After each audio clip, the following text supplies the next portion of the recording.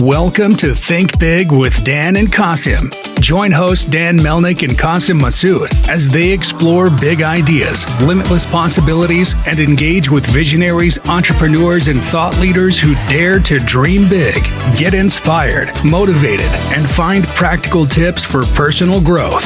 Think big, dream bigger, and ignite your potential. Welcome to the Think Big with Dan and Qasim. Today, our guest is Christian. Christian, how are you? Good. I'm really good. Thank you for having me on the podcast. I'm looking forward to it. Awesome.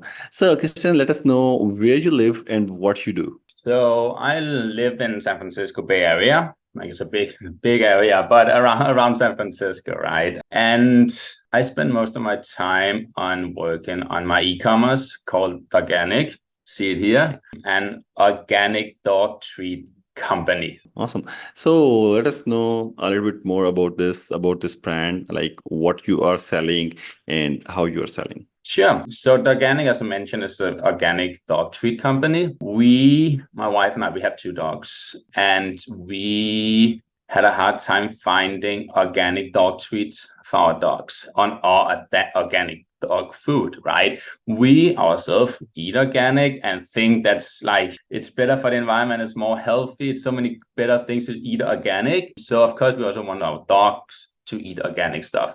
We cook for our dogs, and we were like, okay, we can't find dog treats, we're just gonna start bake them ourselves. So not about selling, but about baking them, right? So we start to make dog treats, and then we just talked about, we can't find it. Maybe other people are also looking for it. So that's why we started to want to start selling it, create a website, e-commerce, and try to get it from there. So mainly we are selling on our website, doganic.com, but we are also in 2 stores in the Bay Area. One of them is like a play, we call Dog Bar. So it's like a play area for dogs, not like, so you go to the park, but if you want to be inside, you can go to this place. So we have our treats at that location. And then we are at a dog store where they have more like, it's her own brand. She make clothes and leashes for dogs. We also in that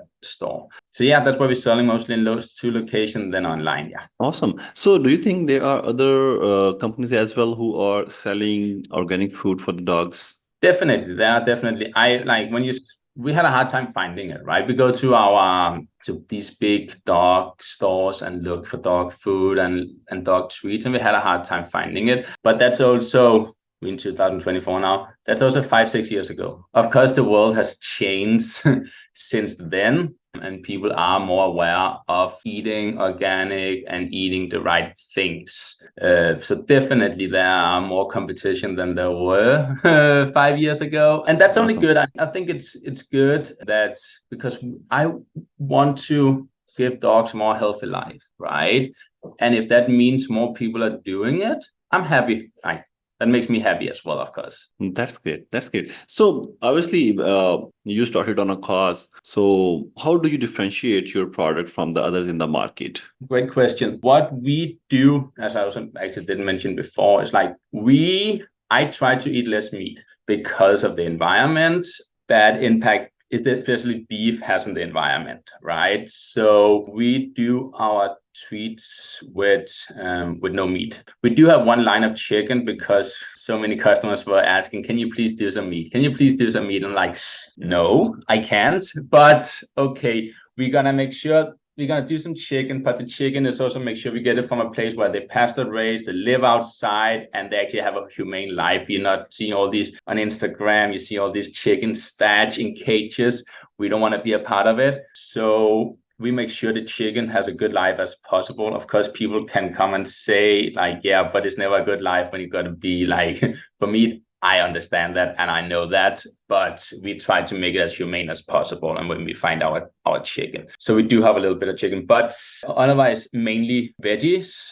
Again, no meat, and there's a lot of meat everywhere. People say dogs do need to eat meat, and yes, that is somehow true. But I also took the nutrition certificate in dog food. So I have the background on knowing what do they actually need, and dogs can live without meat. There's a lot of good things for dogs in meat. So I do recommend, of course, giving your dog some meat, but they can be really happy and really healthy on mostly plant-based diet. So that's one way where we differentiate ourselves a little bit with like no meat products. The other thing is our packaging. So you see, if you go to a supermarket, and it actually doesn't matter if it's dog food or not dog food, we see all these single-use plastic bags. Like if you grab a bag of chips, or you grab a bag of dog treats, or you grab a bag of, like, you name it, really doesn't matter what you grab. It's like just a plastic bag you have to throw out in the landfill. And as I mentioned, we also did organic because of, like, with no beef,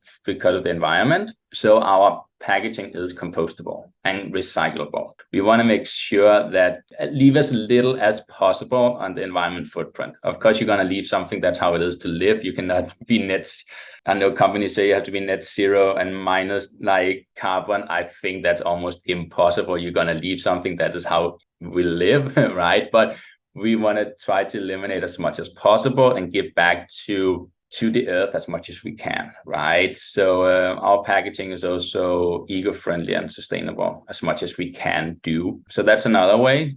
We also start to do a little bit more fresh products. So not dog food, but like cupcakes for dogs. So it's like a dessert, like, you're going to get a cupcake for your birthday or whatever, right? We also make those for dogs. So like a new line, a little bit more fresh food for dogs, or fresh treats for dogs. Because not, of course, you shouldn't use any dog treats as a meal for dog. They have to have their real meal. Another thing we also do is we working with a partner about giving back to the earth. So we do some of our turnover, we give that to one of our partners that invest in eco-friendly and sustainable projects like around the world. For example, we give some of our turnover to plant trees. We give some of our turnover to do some research in how, like, plastic recycle development. And the last thing we do is some solar activity in Africa. So we also do give a portion of our turnover to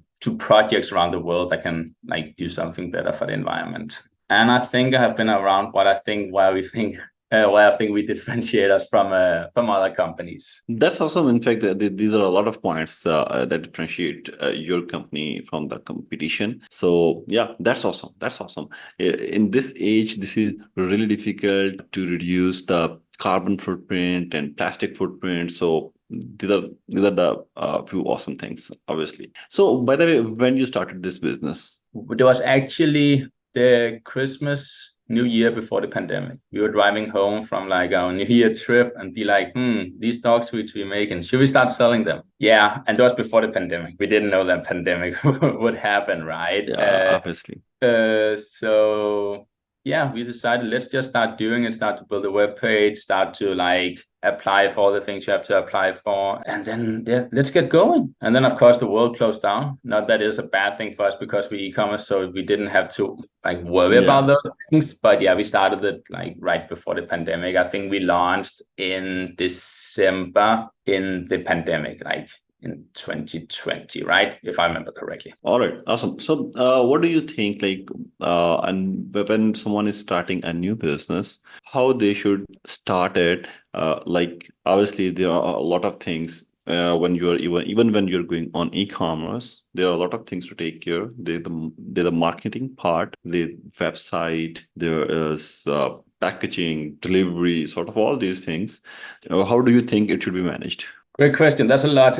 I think, of course, you have to find something you're passionate for. Like, that's the first thing. If you're not passionate about, like, I'm passionate about dogs, I have 2 dogs. Otherwise, you're not going to do it. Be like, I just want to start something to be rich. I want to start something to, like, you're not going to do it, right? You have to do something you're passionate for, and you also want to do on days you're tired. That's one thing. You really have to do that. And then find some, because I don't think, if you want to start a company, I don't necessarily think you have to start something that no one else have been doing. Like, why should you do that? You can do something others also have been doing. You just need to do it better. That's how it is. Otherwise, you're not gonna get any customers, right? You just have to do it better. So again, the passion, what's your passion? And then figure it out, of course, where you can differentiate, because if you're just the same as other people, you're not going to do anything. So is that going to be on the packaging? Is that going to be on the quality of your food? Is that going to be on your ingredients? Again, that's other thing I actually didn't mention. Our ingredients are, I said, they are organic and definitely are. They're also simple. We use 5 ingredients for our treats on our cupcakes, like simple ingredients. If you go to a dog store and look at what ingredients in some of these dog foods and dog treats, you don't know half of them. Like, we keep it simple, we keep it natural, right? So that's another thing. Where can you differentiate your product? It doesn't matter really what it's going to be on customer service. It can be also on delivery time. They can be on so many things, but figure it out where you want to really focus and be good. And of course, you can't be worse on the other parts than your competition, of course not, but figure out where you want to be better and then be as good as your competition on the other parts.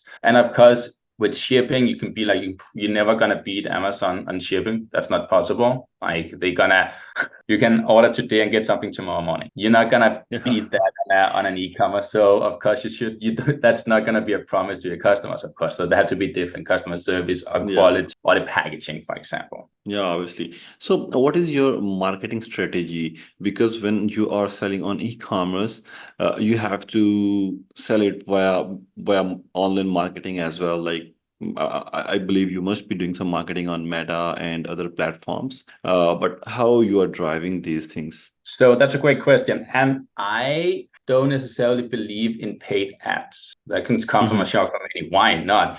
Because you spend like all this privacy that came on a few years ago. It's so hard to target the right audience, especially if you don't have a big budget. Of course, if you have a big budget, you can work with big companies, easier to do, right? If you don't have a big budget for marketing, it's really hard to, we have done that. I spend money on marketing on like Meta, Instagram, you name it, no return at all, right? Like, you get some things some people go to your website, you get some people get to your Instagram account, but not at that volume you want. So what I think is a good idea to what you also start to do, being more present in more like retail stores. Because you need to get your name out somehow. That's how it is. And if you're not good at marketing, of course, if you've worked in a marketing company, you're probably better at marketing than I am. I'm not that great at marketing, unfortunately. I'm better at operations. That's why we started to go more retails, being more location. Of course, that's going to figure out with your margins. They're going to be different when you're selling directly to customers. You're going to have higher gross margin. That's how it is compared to if you go to a store, because you have to take a cut of the price so you can keep the same prices in the retail store as you do online. But as a small business, you need to get your name out, and where people see you. And if you can also like be active on Instagram and really post and try that way to get customers.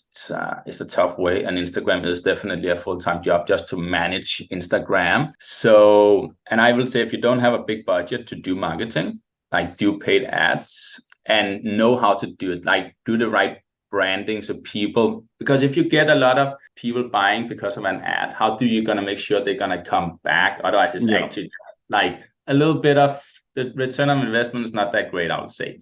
This is really interesting. Sorry to get you. This is really interesting topic you're talking about. So let me ask you a question. Give me 2 solid reasons not to run the ads. It's too expensive and you're not going to get anything out of it. Like, return of investment is not great. The other thing is, if it's not catchy, if you're not really good at making a great picture or whatever, they're not going to catch. And again, you're spending too much money on not getting anything out of it. If you're really good at working in Canva and make something like a presentation that looks wonderful, people gonna press because you worked in marketing for 10 years, or you have an education in marketing, whatever it can be, try it out, because why not? But if you're better at operations, if you're better at finance or whatever it can be, I will say don't spend your money on ads, because I have noticed it's a waste of money. So for some people it's gonna work, for us it doesn't. All right. So who's managing your Instagram? You are managing on I do that myself. Yeah, I'm doing that myself. Managing myself. And I do try to post regularly, like at least once a week, twice a week, like do all these things they say you have to do when you see other Instagrams, but it's tough. Yeah. So yeah. All right. So, what does your team look like, and what are your main responsibilities in this whole scenario? So the team is me. I do everything myself. Unfortunately, I'm not that big, so we have a bigger team.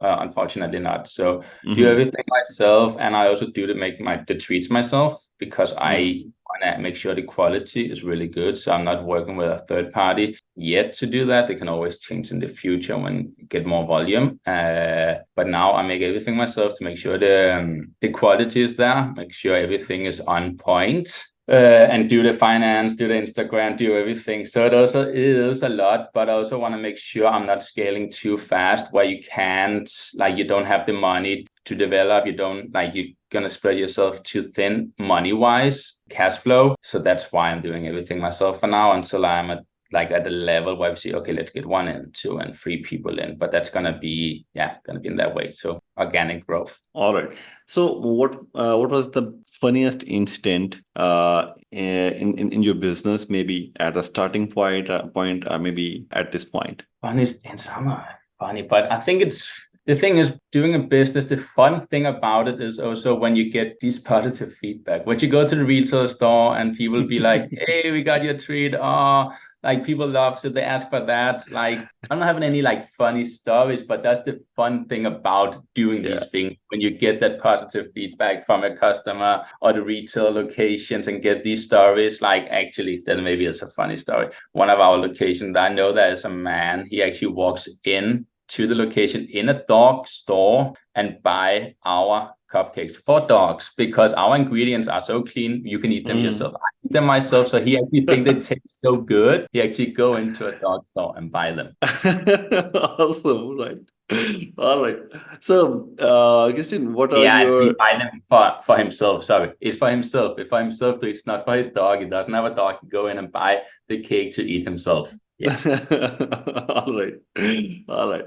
So, what are your short-term goals, like in 3 to 6 months? 3 to 6 months. It's I say we have started to focus a little bit more on retail and getting like the fresh product, like the cupcakes, for example, or more cakes, fresh cakes. So the short term will be to add a few retail locations with our fresh, like dessert dog treat.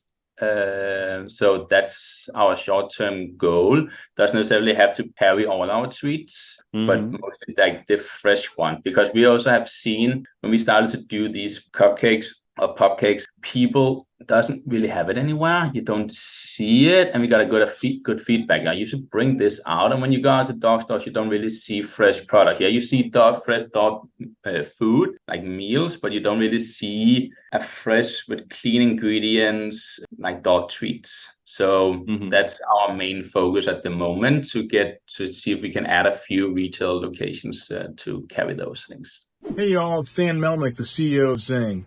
And I wanted to share a special offer for all of our listeners. Right now, if you need software development services, we'll give you 2 weeks of a free trial. Do you need to update your website? Do you want to build a mobile app? Do you want to update something that you've been working on for a long time? We've worked in a high-level technologies like AI, machine learning, blockchain. So shoot me a text, 817-874-2208. Thank you. Awesome. So, what would be your biggest piece of advice for our viewers? Biggest piece of advice.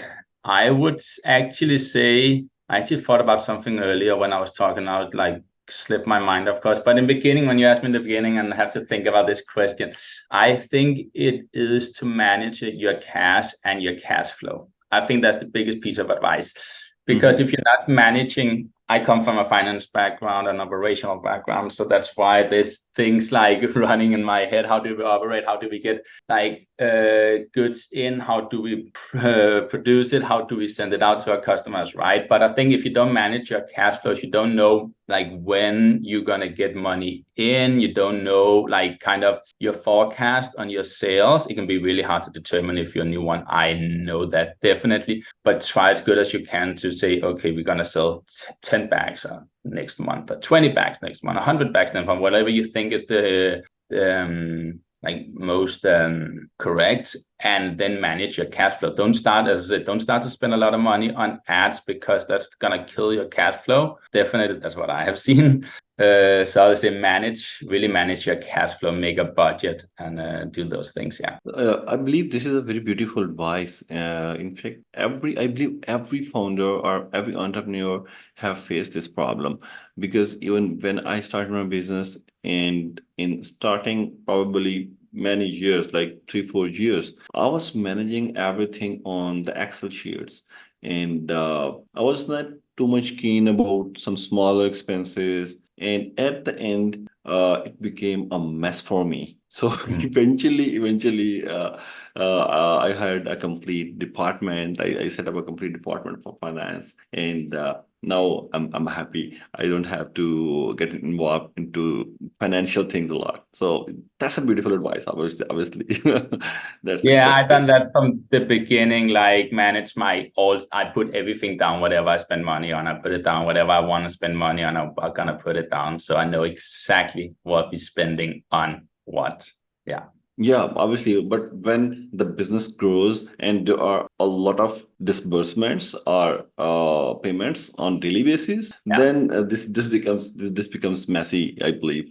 So yeah, and because I experienced, so that's why I'm saying that that's a big pain. I believe that's gonna be messy at one point. So that's why I'm trying. If you build I've been in operations. If you build the process from day one, how you want to manage things, you hopefully can manage it better when it grows, instead of we don't think about it and then see, wow, now it's a big fire, I have to figure out what to do. But if you slowly do it and manage it from day one, I believe it's gonna be it's easier to manage when it's gonna be bigger. Of course, unfortunately, I'm not there yet. I will be one day, so we can talk about it back at that when that's gonna happen, how it was. Obviously, for sure. So it was a nice conversation, Christian. I really enjoyed the conversation. Believe me, there was a possibility that I might ask more questions, but due to time restriction, I can go ahead. So please let our viewers know how they can reach you, how they can reach your website, and even you can share your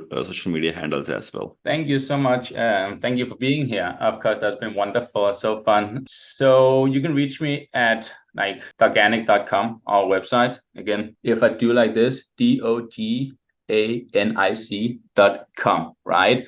Or email us info@DOGANIC.com, Instagram, DOGANIC Official. That's where you can reach us, ask questions. Of course, I also on LinkedIn, Christian Jensen, if you want to reach out to me on LinkedIn and ask questions. But yeah, mostly go write us an email on the info@doganic.com or Instagram, and we'll figure it out. Awesome, Christian. Thank you so much. I enjoyed it, and hopefully see you again soon. Thank you so much for having me. Thank you. Have a good day. Bye-bye. Bye.